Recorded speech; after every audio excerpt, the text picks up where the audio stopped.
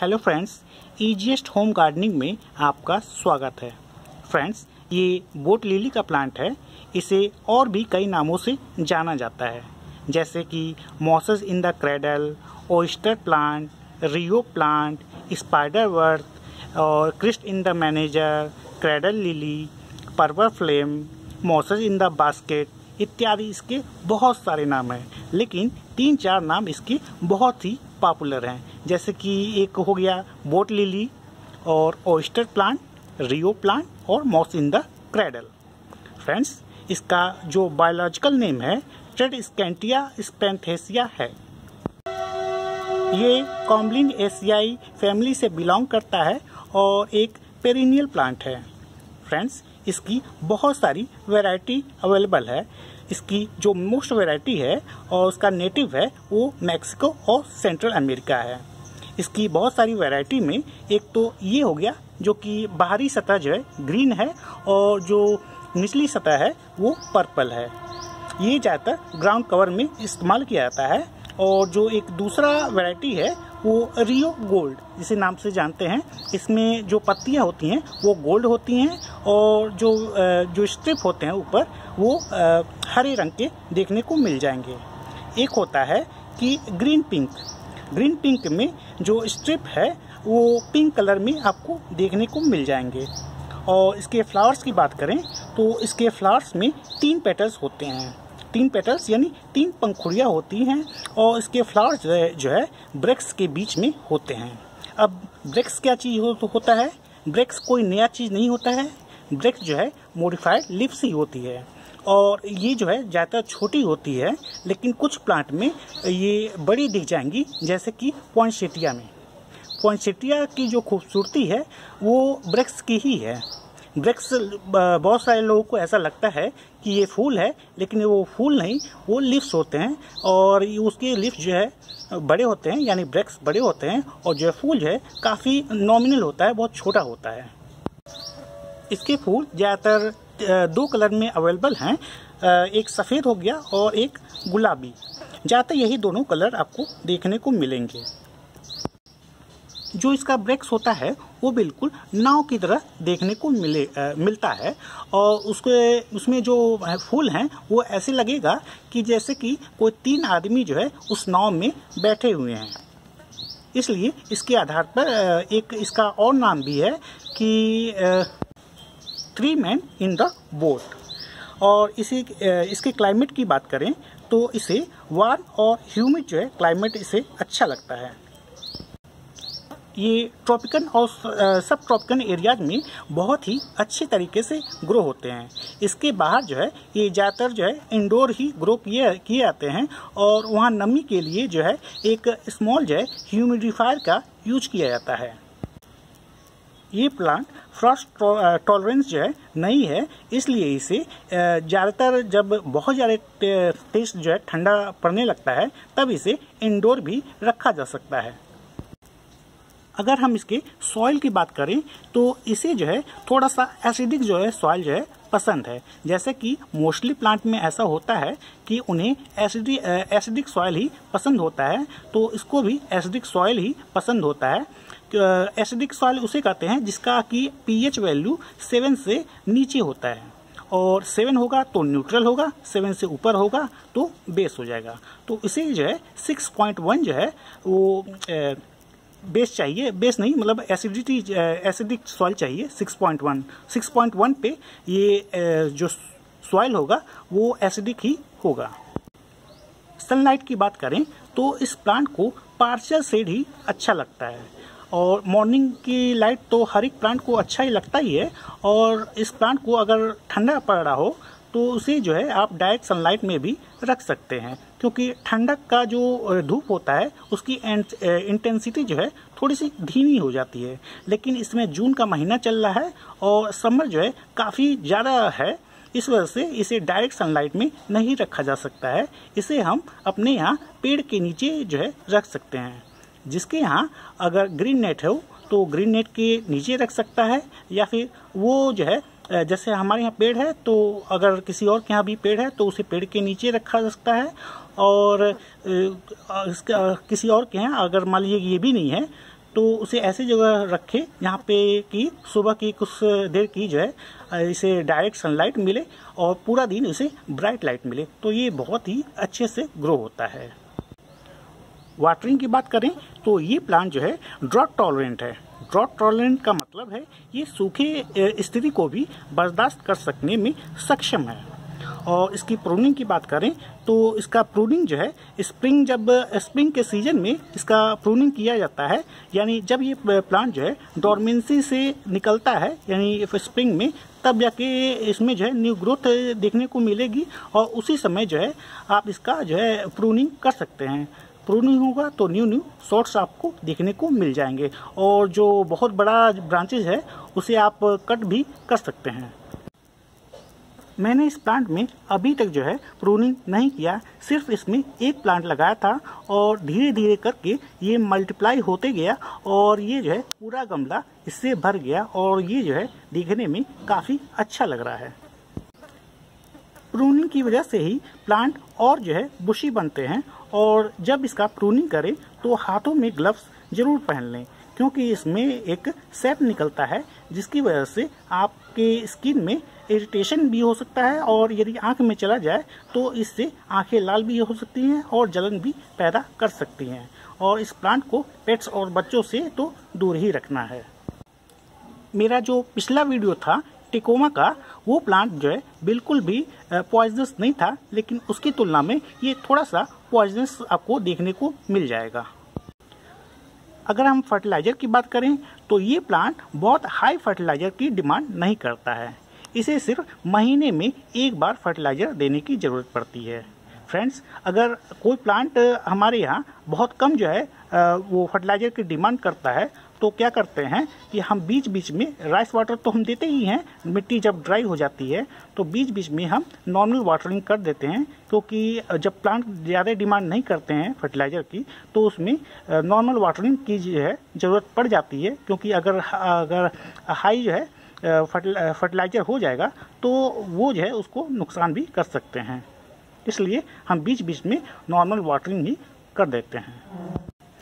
और rice watering तो मैंने पहले भी बताया था कि जो है 12:1 के रेशियो में हम राइस वाटर जो है यूज करते हैं, यानी 12 जो है यूनिट जो है नॉर्मल वाटर रहेगा और 1 यूनिट जो है राइस वाटर रहेगा। इस वजह से ये जो है काफ़ी पतला हो जाता है, जो कि प्लांट के लिए नुकसानदेह नहीं होगा। जब भी इस प्लांट में फर्टिलाइजर डालें तो इसके ग्रोइंग पीरियड में ही डालें। ग्रोइंग पीरियड में ही किसी भी प्लांट को फर्टिलाइज किया जाता है। इसे जो है बैलेंस जो है फर्टिलाइजर की ज़रूरत पड़ती है, यानी उसमें नाइट्रोजन, फास्फोरस, पोटेशियम जो है बराबर मात्रा में हो। इस प्लांट की रिपोर्टिंग की बात करें तो अभी 1 साल हो गया तो मैंने इसे रिपोर्ट नहीं किया है। ज़्यादातर जो है देखने को मिलता है कि इसे 2 साल में रिपोर्ट करने की ज़रूरत पड़ेगी। तो अभी जो है ये 1 साल हुआ और अगले साल जो है हो सकता है हमें रिपोर्ट करने की ज़रूरत पड़ जाए। ये आप पे डिपेंड करेगा कि कब करना है कब नहीं। और जब रूट बाउंड हो जाएगा तो वैसे भी इसमें जो है ग्रोथ रुक जाएगी और प्लांट जो है थोड़ा थोड़ा डेड होना स्टार्ट हो जाएगा। इस प्लांट के प्रोपगेशन की बात करें तो इसे 3-4 तरीके से जो है प्रोपगेट जो है किया जा सकता है। पहला है ऑफसेट। ऑफसेट कोई नई चीज़ नहीं है, बल्कि ये जो साइड में निकलता है जो बेबी प्लांट जो पप्स होता है, ये वही चीज़ है, कोई नई चीज़ नहीं है। तो क्या करेंगे, जो ऑफसेट होता है उसकी ऊंचाई पर जो मिट्टी है उसकी ऊंचाई पर ले जाएंगे और उस मिट्टी के संपर्क में आने से वहाँ से रूट डेवलप हो जाएंगी।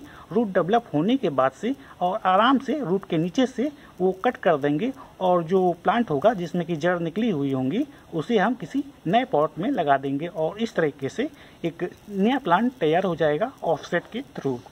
और जो दूसरा है वो स्टेम कटिंग के थ्रू। कोई भी स्टेम लेंगे आप उसके कट करेंगे और जो है कट जो है 45 डिग्री से के एंगल से करेंगे। एंगल से करने के बाद से आप उसमें 45 डिग्री से कट करने के बाद आप जो है नीचे के लिप्स जो है हटा देंगे, ऊपर के कुछ ही लिप्स जो है आप रखेंगे उसके बाद आप उसे हमारा को जो कॉमन सॉइल है, जैसे कि 30% खाद, 30% मिट्टी, 20% मोरंग बालू, 20% कोकोपीट और इसके अलावा राइस हस्क है, तो उसमें मोरंग बालू या कोकोपीट के बराबर हम मिलाते हैं। तो इस तरीके से हमारा जो पॉटिंग सॉइल है वो बनता है। इसी पॉटिंग सॉइल में हम उस ब्रांच को लेंगे और हल्का सा मॉइस्ट हमेशा रहना चाहिए, जिससे कि ये आसानी से जो है रूट जो है डेवलप कर सके। और जो कटिंग लेंगे 4 इंच के लगभग में लेंगे, और जिसकी वजह से ये जो है अच्छे से उसमें जो है रूट निकल जाएंगी। और यही काम ठीक हम पानी में करेंगे। पानी में भी इसी तरह 4 इंच का कटिंग लेंगे और उसमें पानी में रख करके जब उसमें रूट जो है डेवलप हो जाएगा तब उसे नए पॉट में लगा देंगे। सीड के थ्रू ग्रो करने के लिए जब इसमें फ्लावरिंग होने लगे तो जो है नीचे जो मिट्टी रहेगी वहाँ से हल्का सा रब करेंगे फ्लावरिंग, और जो बीज होगा वो मिट्टी में गिर जाएगा और फिर जो है वो हल्का सा कवर करेंगे, बहुत हल्का सा मिट्टी मॉइस्ट होनी चाहिए। और उसके बाद जो है आप देखेंगे कि ये प्लांट जो है सीड के थ्रू भी तैयार हो जाता है। और यदि जो है प्लांट इंडोर है तो आप उसे बाहर निकाल दीजिए ताकि जो है पॉलिनेशन जो है हो सके। इस प्लांट के पेस्ट और डिजीज की बात करें तो ये हाई जो है ह्यूमिडिटी जो है लेवल पसंद करता है, तो इस वजह से इसके रूट रॉट जो है होने की जो है ज़्यादा संभावना रहती है। और इसके फोलिएज में भी पेस्ट का अटैक जो है देखने को मिल जाता है और फोलिएज में जो है आपको स्पॉट भी देखने को मिलेगा। तो इसके लिए आप जो है एक फंजीसाइड लीजिए, और सबसे पहले तो जो लीव्स जो है डिजीज़ हैं उनको आप हटा लीजिए। और हटाने के बाद से सारे जो भी जिनके भी लीव्स जो है धब्बे पड़ गए हैं उसे आप हटा दीजिए। हटाने के बाद से आप एक फंजीसाइड लेंगे और फंजीसाइड का जो घोल तैयार करके आप इस पे स्प्रे करेंगे, तो इस वजह से फंगस का जो अटैक है वो खत्म हो जाएगा। और इसके अलावा इस पे जो है स्पाइडर माइट्स और एफिड्स मिलीबग्स का भी इस पे अटैक जो है देखने को मिल जाता है।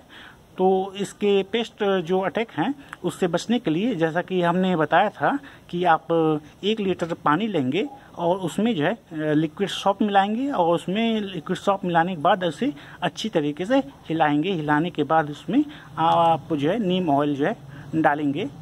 डालने के बाद फिर उसे अच्छी तरह हिलाएंगे। उसके बाद से फिर आप जो है प्लांट में स्प्रे करेंगे।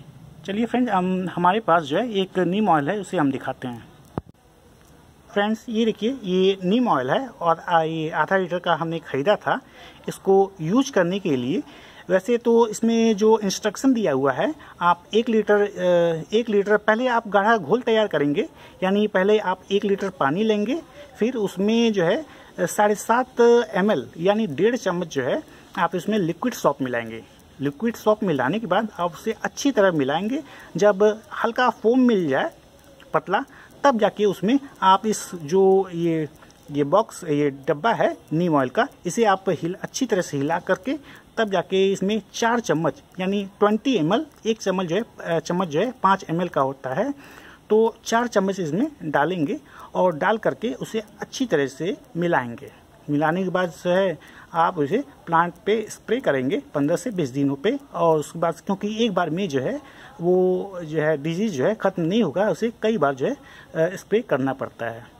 तो अगर हम इसके अनुसार चले तो ये टोटल जो है ये 5 लीटर का जो सॉल्यूशन जो है वो तैयार हो जाता है। क्योंकि 1 लीटर तो हम गाढ़ा घोल बनाने में यूज करेंगे और 4 लीटर अलग से जो है पानी मिलाना पड़ता है उसे पतला करके स्प्रे करने के लिए। तो कुल इस तरीके से 5 लीटर का पानी हो जाता है। तो हम क्या करेंगे, हमें 1 ही लीटर की ज़रूरत पड़ती है। तो क्योंकि हम चाहते हैं कि जब जो भी सॉल्यूशन तैयार हो वो एक बार में यूज करके ख़त्म हो जाए।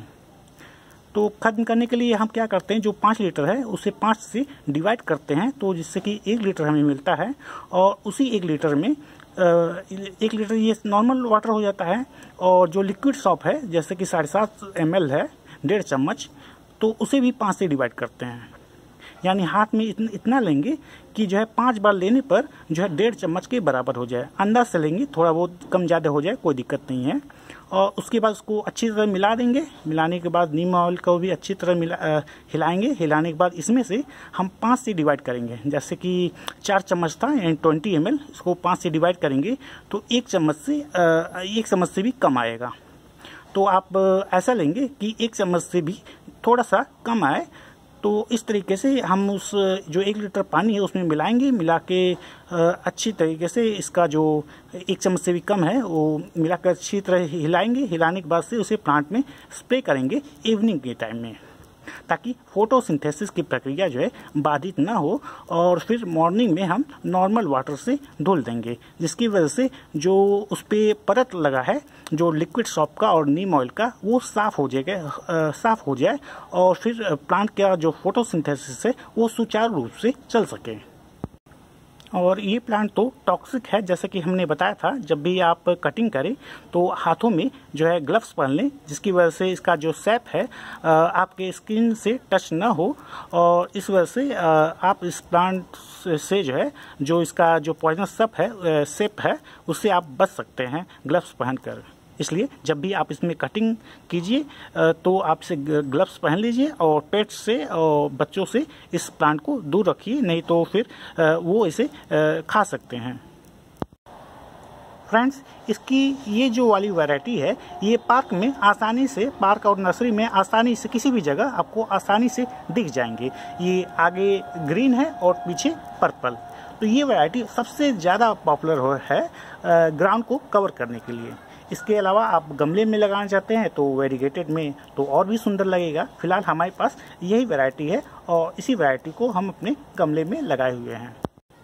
इसके लिए पॉट की बात करें तो मैंने इसे 10 इंच के पॉट में लगाया हुआ है, जो कि अभी इस प्लांट को किसी भी तरह का कोई भी दिक्कत नहीं हुआ है। तो मेरे ख्याल से ये 10 इंच का जो पॉट है उसके लिए पर्याप्त है। और इसमें जो है जो ड्रेनेज होल बनाने के लिए हम सोल्डरिंग आयरन का यूज किए हैं। सोल्डरिंग आयरन से बेहद आसानी से बन जाता है। हम चाहते तो हमारे पास ड्रिल मशीन है, हम ड्रिल मशीन का यूज करके इसमें जो है ड्रिल कर सकते थे, लेकिन जो ड्रिल मशीन है वो काफ़ी आवाज़ करता है। इस वजह से हम ड्रिल मशीन न यूज करके सोल्डरिंग आयरन जो है यूज करते हैं। जिसके पास सोल्डरिंग आयरन भी ना हो, ड्रिल मशीन भी नहीं हो, तो क्या करेगा, एक लोहा लेगा और उसे जो है पतला और उसे गैस पर गर्म करके उसमें आसानी से छेद बना सकता है। फ्रेंड्स, एक चीज़ और बताना भूल गए कि इसकी मिट्टी जो है काफ़ी वेल ड्रेन चाहिए, क्योंकि अगर वेल ड्रेन नहीं होगा तो इसमें जो है रूट रॉट की जो है समस्या देखने को मिल जाएगी। फ्रेंड्स, जैसे हमने बताया था 30-30-20-20 के रेशियो में मैंने इसका जो सॉइल इसी रेशियो में बनाया। और इस रेशियो में बनाने के बाद पिछले साल ये जो है प्लांट जो है पूरे बरसात जो है बाहर ही रहा और कब इसमें किसी भी तरीके का कोई तकलीफ नहीं हुई, क्योंकि इसका मिट्टी मैंने बहुत ही अच्छा बनाया था, काफ़ी वेल ड्रेन, जो कि बारिश का पानी सारा का सारा जो है ड्रेनेज होल के रास्ते जो है बाहर निकल जाता था। इसका ड्रेनेज होल में हम दो ड्रेनेज होल बनाए हैं और दोनों पे जो है एक छोटा छोटा टाइल्स का टुकड़ा रख दिए हैं उल्टा करके। जो चिकना वाला पार्ट है वो ऊपर और जो खुरदरा वाला पार्ट है वो नीचे, ताकि आसानी से जो है पानी बाहर निकल सके। हालांकि अगर चिकना वाला भी पार्ट जो है नीचे ही है तो भी आपको कोई दिक्कत नहीं होगा, अगर वो मिट्टी काफ़ी ज़्यादा वेल ड्रेन है, ताकि केवल जो है उसमें से पानी जो है आराम से निकल जाएगा और मिट्टी जो है बहने का बिल्कुल भी चांसेस नहीं रहेगा। तो फ्रेंड्स, ये रहा ये moss in the cradle, rhoeo plant और बोट लिली इत्यादि जितने भी नाम हैं, जितने भी नामों से आप जानते हैं, ये उसकी केयर है। और आपको ये मेरे द्वारा दी गई जानकारी आपको कैसी लगी, आपको अच्छी लगी हो तो प्लीज़ मेरे चैनल को लाइक, शेयर और सब्सक्राइब जरूर करें। और आशा करते रहें कि मेरे द्वारा दी गई जानकारी आपको कुछ न कुछ जरूर काम देगी। तो फ्रेंड्स, फिर चलते हैं। अब अगली बार हम कोई नया प्लांट लाएंगे, कोई नई जानकारी देंगे। तब तक के लिए bye bye, take care and happy gardening. आप मेरे साथ जुड़े रहिए ईजिएस्ट होम गार्डनिंग पे। Bye bye, thank you.